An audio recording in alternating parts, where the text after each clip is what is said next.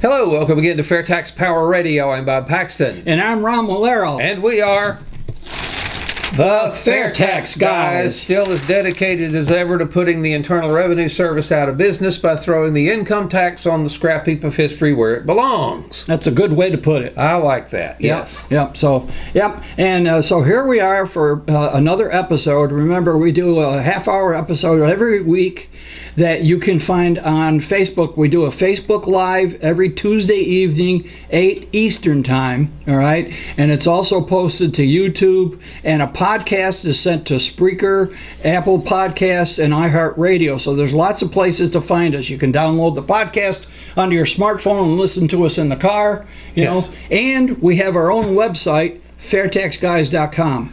So lots of places to find. I get tired just thinking about putting out all that stuff in. Well, once it gets automated, it's worth it to try to get rid of the income tax. People keep saying, what's this fair tax? It gets rid of the income tax. Yeah. Oh, that's a good idea. Let's go ahead and do that.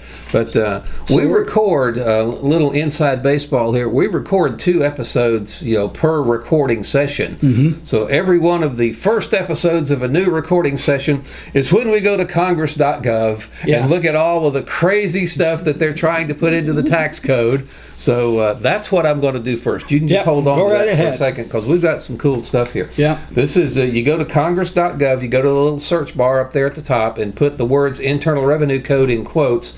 And if you do that, as of today when we're recording on April 24th, you will get 1,551 hits on that particular search. So the Congress critters are hard at work trying to change the tax code on how many days have they been in session? Is this almost 9 per day they're doing? Yeah, 173, because as of today, they're out of session. They had 2 weeks off before this. Yeah, and figured it out, 1,551, right? Mm-hmm. By 173 is 8.96, so 9.0. So there are almost 9 proposals per day on average to change the tax code, and you can bet you there's a lobbyist behind just about every one of them. And, it's really crazy. Think of it, 9 proposals each day to change the tax code that is already like 75,000 pages when you add up everything. I mean, the legislation passed by Congress, the regulations, the instructions, the court cases and all that, it adds up to well over 70,000 pages. And they want to change it to the rate of they want to keep adding to it. Same thing with all these we're going to get into this in a little bit, but all these proposals to handle the crisis and deal with China and all that. Yeah, so there's even more proposals. We've got something on that here in just a second. Let me go through a couple of them here. This is H.R. 6579. Now, if you can figure out what this Representative Doggett from Texas is really trying to do here, good luck.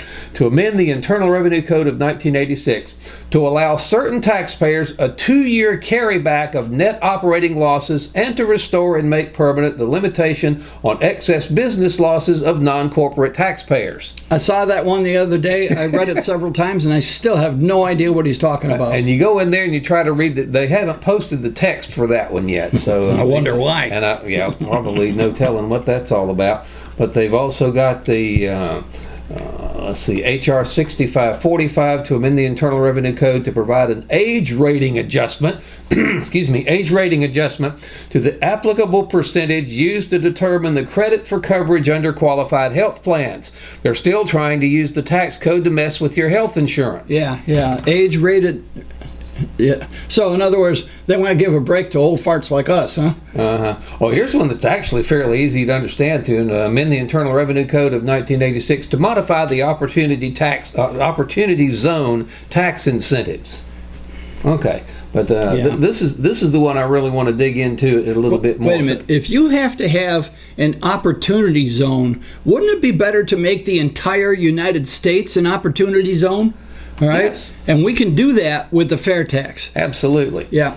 Now, you were talking a minute ago about the tax code and the COVID-19 thing. Yeah. This is H.R. 6486 Care for COVID-19 Act 2.0. So they tried, this is the second iteration from Representative Ruiz in California, HR 6486. That one I dug into a little bit more, and I'm going to start doing this with at least one of these proposals on Congress.gov every time. The ones that they have the text proposed, they put up introduce the thing, and it takes a while to actually get the text published here on Congress.gov. But this one is published, the Care for COVID-19 Act 2.0. And you get into there, and there is a certain section. I'm looking for section numbers. This says the Federal Exchange Outreach and Educational Activities, Section 1321C of the Patient Protection and Affordable Care Act is amended as follows by adding this thing. So look at that. 1,321. That's Section 1320. Of course, that's better than the one we looked at a couple of which was up to ago. Over 6,000. Section 6,000 something they wanted to. The point here is this. You talk about the incredible complexity. You have that many sections, over 1,321 sections of just one little subparagraph or one little subpart of it. Mm-hmm. And you get the idea of just how incredibly complex this entire tax code is. And that is one of the number one reasons we need to yank all this stuff out by the roots, throw it on the scrap heap of history. And then we talk about the fair tax bill being around 130 pages. It kind of depends on the font size now as to whether it's 130 to 133 pages.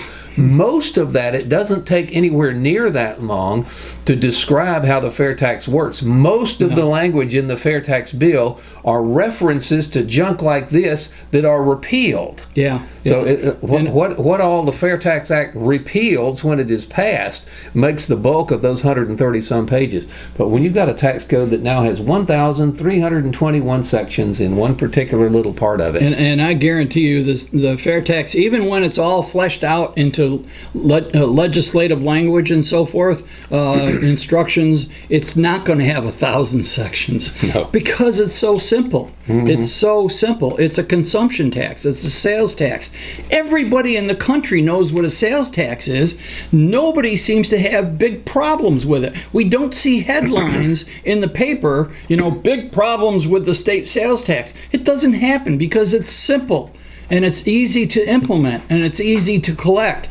That's what we need to do. Get rid of the income tax, put in a very simple sales tax. Yeah, so what are you guys talking about with this fair tax thing? We're talking about replacing the income tax. That's right. We're talking about replacing the income tax with a tax system that is simple, that is fair, that you don't need an army of Philadelphia lawyers to understand, where you don't get anything taken out of your paycheck before you get it. You get to keep everything you earn. You no longer have to file tax returns. There are lots of wonderful things to do with the fair tax, and the fair tax, because that relieves business of the crushing burden that the businesses have to put up with, not just the tax code, the tax compliance costs, the army of lawyers they have to hire to keep themselves out of jail and to make their tax returns.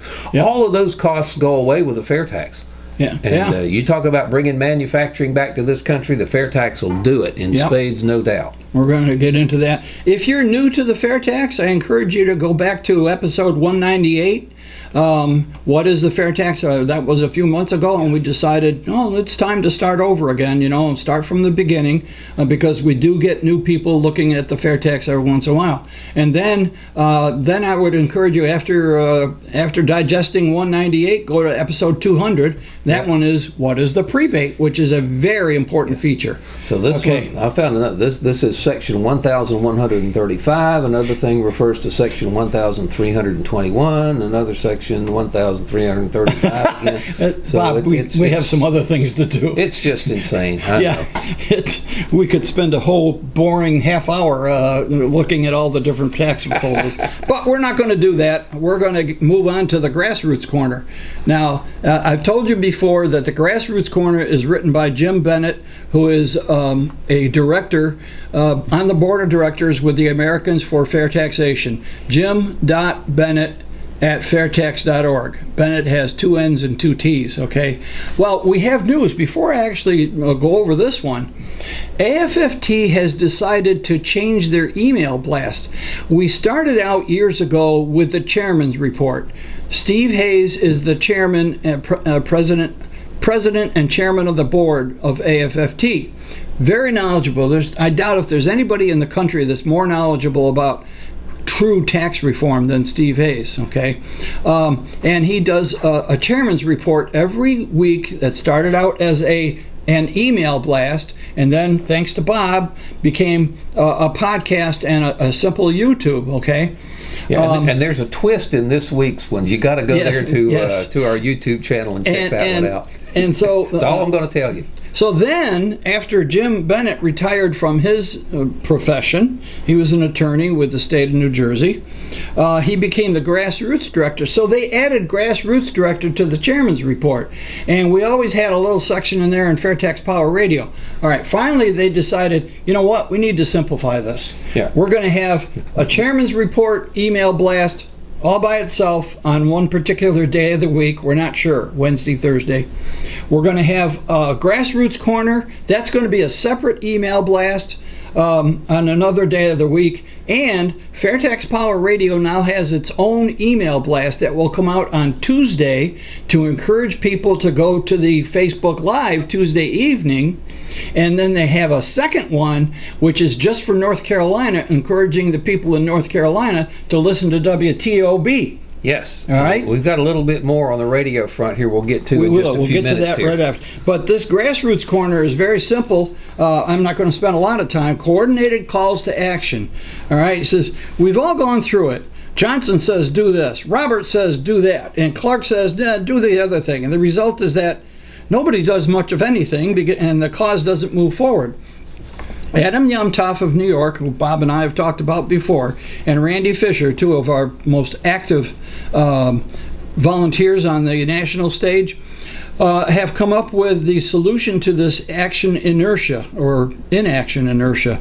If you look now at fairtax.org and mouse over to Get Involved, there's a tab there, that says Get Involved, and when you click it, there's a new drop-down item called Call to Action.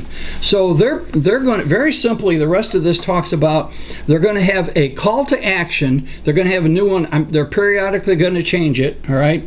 And you can go to fairtax.org, click on Get Involved, go down to Call to Action, see what the latest call to action is. They're going to ask you to do something, okay? And that's what we need. There we go. We need all the supporters, the listeners, the viewers, and so forth to go there, and whatever they're asking you to do, go ahead and do it, because we need your support.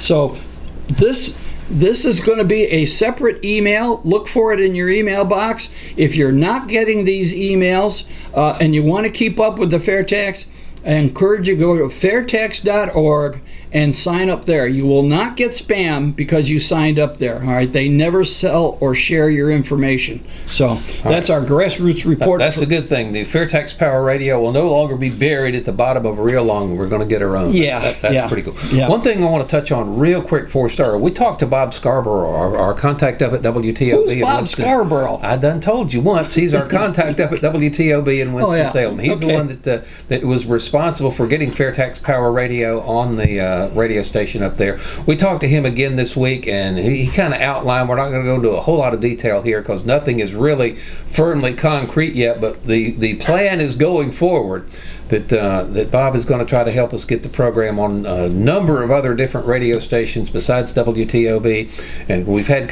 specific contact with this radio station in Pennsylvania, which is kind of still in limbo at the moment. Yep. But hopefully before too much longer we'll be having some really positive announcements that Fair Tax Power Radio is going to begin out on a lot more terrestrial radio stations than it is right now. That's what we're aiming for. And Bob Scarborough is working hard to make this happen. Yes, and don't forget our friend out in California, Kerry Henderson. Yeah, we've got to make Bob an honorary Fair Tax guy. Yeah, We absolutely. just have he to is do that a true supporter, and he's doing this because he loves the Fair Tax, all right? Okay, not because he needs more to do. Time is flying. You've got a really neat thing there. This is, with everything that's going on with the reaction to this virus crisis and the economic crisis and so forth. I've seen this meme before. You may have seen it if you're on Facebook. It's a picture of the House of Representative chambers in the Capitol building. Okay, if you've been there, we've taken our kids and our grandkids there. It's a very impressive room, and it shows the room. It looks like a joint session of Congress because all the seats are filled up and the gallery's filled up and so forth. And all they did was on this picture, whoever created this meme, and I should have found out, and I apologize for not. What's wrong with you people? Just pass the fair tax, go home, and let the American people do the rest. And that's about it. That kind of is in keeping with the theme. That's it. We talked earlier about how passing the fair tax would lift a tremendous burden from American businesses. Yeah. And one thing that really hasn't been talked about a whole lot here over the past few weeks as we're dealing with this pandemic is that it's really been the private sector, not the government, that is pulling us out of this thing. That's right. That's right. Now, I watch the president's news conferences most evenings, and he praises the medical professionals. Absolutely. Obviously, they're doing a fantastic job. Of which my daughter is one. Good job, Lisa. That's right. That's right. Yeah, that's right. Okay. The different governors that he works with, the military and so forth. And occasionally he gives scant mention to the private sector. But where do the medical professionals get their pharmaceuticals? Get the development in the pharmaceuticals from the private sector. Say from China. Well, that's another issue. We're trying to bring that back. Sorry about that. But it's from the private sector. Okay, the Army Corps of Engineers, they set up these makeshift hospitals and so forth. Okay, they've got beds and medical equipment and temporary buildings and things like that. Where do they get those from? The government doesn't make that stuff. The private sector makes that stuff. Okay, where these tests for the virus, they started out having very slow tests that they had to send up to the CDC, and it would take 4 or 5 days to get. And then within a matter of weeks, they had a test in which the result comes back in 5 to 15 minutes. Who developed that? The private sector. Absolutely. Okay? Yeah. And if they're shipping ventilators from one state to another, how do they do that? On trucks and trains and planes and so forth that are built and driven by the private sector employees. Yeah. Yes. And we can come up with, you can think of many more examples than I can right now. All right. It is the private sector that is getting us out of this hole. It is the private sector that's giving the people the supplies and materials and medications that they need, okay? And we need to support the private sector. Now, Congress right now is trying to do it by artificial means with these quote-unquote stimulus plans, which are using our tax money or borrowed money to give back to us to keep us going. You are paying yourself with your own money. Yeah. But in the long run, we need a plan that boosts the private sector, okay? That sustains the private sector, because it is only the private sector that will make things work, okay? Not the government. The government doesn't have money. The government gets its money from us, or they go into debt. And right now they're going into a lot of debt, which is a real concern. Again, they've cranked up the printing presses as well. Yeah, which is just is going to increase inflation. So, the only real, true tax reform plan is the fair tax. And it's going to be the one that, for the long term, does the best for the private sector. It gets the IRS and the income tax off their backs, lets them do what they do best, is create business and create jobs. And only the fair tax will do that. And only the fair tax will also be in favor of the Bill of Rights, which we'll talk about in the next episode. We'll get into that a little bit later. But if you relieve business of any size of the crushing burden that the income tax system imposes on them, not the income taxes, and of course the payroll taxes too. The fair tax gets rid of that as well. Gets rid of the income tax, gets rid of the payroll tax, the most regressive taxes on the book, by the way, and just frees business to do nothing but concentrate on their business. And you'll wonder how many businesses across the planet would say, wow, that's where I want to locate, where I don't have to deal with all this garbage. Yeah. And I still can't remember Jade Walley's official term for it, but the first person to make, first nation really, to make that change and give their businesses that kind of break is going to reap a tremendous benefit. And we're probably going to see that with Alabama when they're successful with bringing about the Alabama version of the fair tax in their state. I've got to talk to my brother about that. He lives there in Alabama, so we'll check that out. We've got a couple of things. We have some more. We haven't talked about this in a while, but we have some new candidates pledges. Okay, again, if that's a biggie. Yep. If you go to fairtax.org, I'm going to bring it up here. I should have brought it up already. Anyways, fairtax.org, and I believe it's Get Involved. And when you drop down there, Candidates Pledge, and you can print out one of these, okay? And then take it to a candidate, even if it's an incumbent, okay? If it's an incumbent who is currently co-sponsoring the fair tax, then please thank him or her, all right, for being a co-sponsor. If it's a candidate who is running for a particular office, House or Senate, all right, then you need to try to form a relationship with them, maybe with their legislative director, maybe with the candidate themselves, whatever. You have to work on this and get them to sign a candidate's pledge. We now have candidates pledge from Rick Phillips of Iowa District 2, and Stephen Everly, also of Iowa District 2. Oh, they're both running for the same position. Okay, that's good. Now that tells you if one candidate sees his opponent sign this, he's, I better get on this train as well. I got a call yesterday from a candidate running here in Florida in District 3, which is the district I'm in. All right, and Ted Yoho is retiring after 4 terms in the House, and that's what he said he would do, and he's doing it. Okay, we've got a number of people running for his position, and I did talk with one that we mentioned before, Kat Kamek, and she has given us her a pledge that she will sign it, and she also wanted us to go teach her staff about the fair tax, and we were about to set that up when the lockdown came. Yes. So we haven't been able to do that, but she has given us a verbal commitment. There's a new person. Oh my gosh, what's her name? But one of Kat's primary opponents has already signed. Yes, and we talked to him, Gavin Rollins, a while back. So again, we're not taking sides here. We're just saying get as many people, as many candidates as possible on board with the fair tax, and that's a good thing. So I think the Florida 3 is probably going to be in pretty good shape as far as continuing in the fair tax supporters column. And Randy, I noticed Randy put a post on Facebook. He's also talked to a young lady by the name of Amy Pope Wells. I think she's in District 3, but I think she's more northeast here, and she has given him a verbal commitment. All right, but right now we can't. I understand we can't go out and see a lot of people. We're supposed to stay in our homes. Hopefully that'll be lifting soon, and we'll be able to do this again. But we encourage you to try to get some candidates pledged. All right, and when you do, make sure you send us a copy, and try to get a picture of the candidate signing the pledge.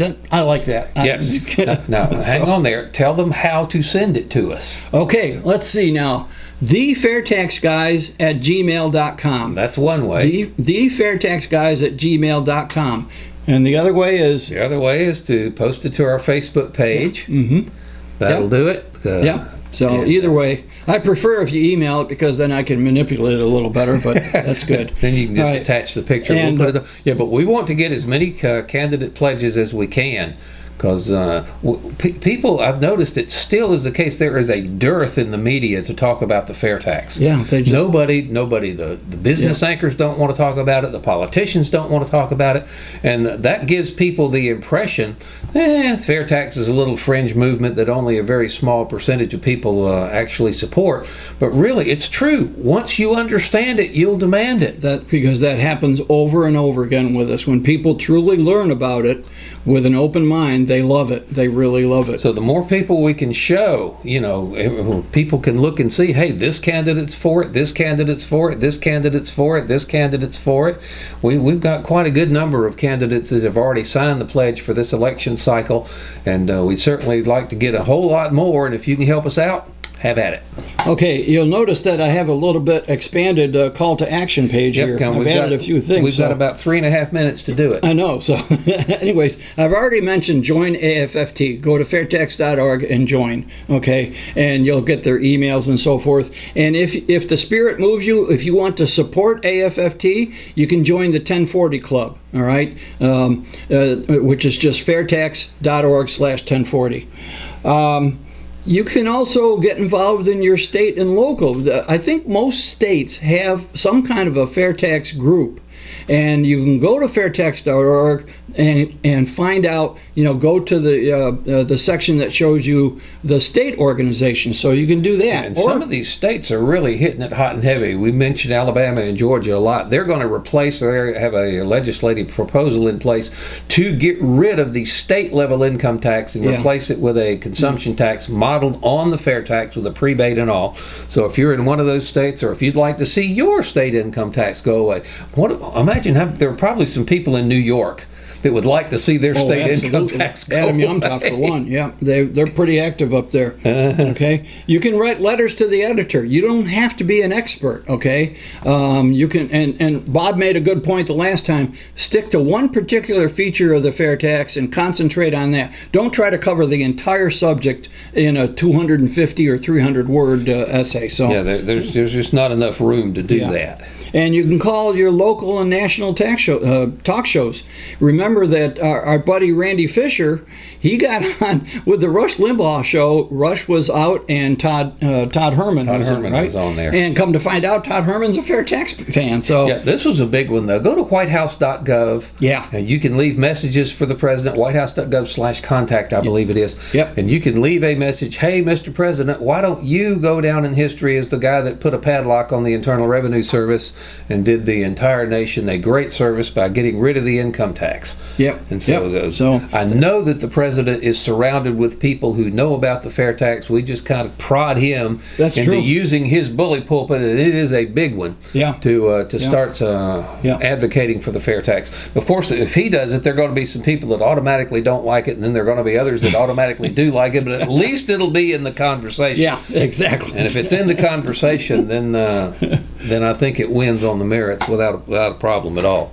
Okay, and take a scrolling banner to the next town hall. Okay, that we require you to do that, by the way. Yes. Okay, and all right, and we already mentioned our email, thefairtaxguys@gmail.com, and you can get some of these promotional materials by visiting the Fairtax Logo Store, fairtaxlogostore.org. Okay, yes, and register your support for the fair tax on PopVox, POPVOX. And those of you that are in the Winston-Salem and North Carolina area, listen to us on WTOB on Sunday morning at 9 o'clock. It's still a great thing. Those of you who are not in the Winston-Salem, North Carolina area, listen to WTOB online. There's a tune-in app that you can do that. Yeah. And we've got to wrap this up. We're about out of time again. So again, thank you for listening or watching Fair Tax Power Radio. Again, I'm Bob Paxton. And I'm Ron Malero. The Fair Tax Guys reminding you once again that the fair tax is the only truly fair tax. And once you understand it, you'll demand it.